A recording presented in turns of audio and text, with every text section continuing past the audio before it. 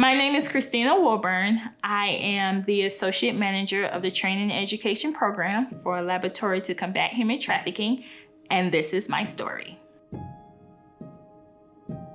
So I am a preacher's kid. So growing up, my parents had very specific values. One of those was the care of people and recognizing that everyone is an individual that should be respected. Being in law school, I was part of the International Moot Court. They assigned various competitions. I was assigned to the competition in Toronto, Canada, and our topic was specifically the issue of human trafficking. And so I was really excited about the competition.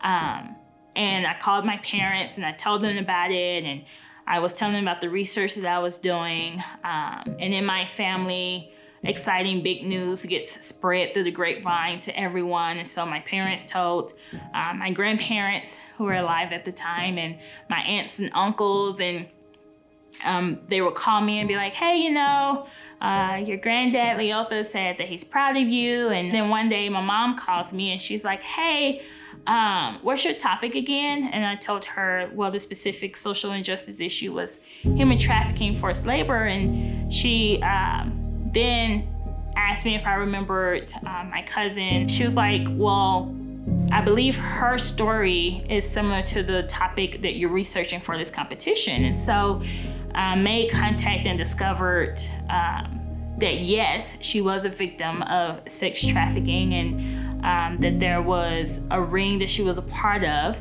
At the moment when I realized that what happened to her is what I was researching, I was in awe and stunned, and it went from me doing research for the competition to me doing research to understand human trafficking better as a crime.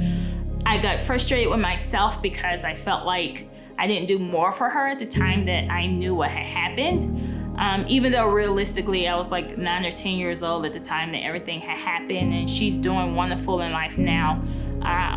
But that was the personal connection that I made that made it more of a topic that I was passionate about, not because I wanted to win a competition, but because I actually wanted to make a difference for victims and survivors like my cousin. My goal has always been to make LCHT more of a household name in the state of Colorado, and figuring out ways to do that, as well as getting people, organizations, and other agencies involved.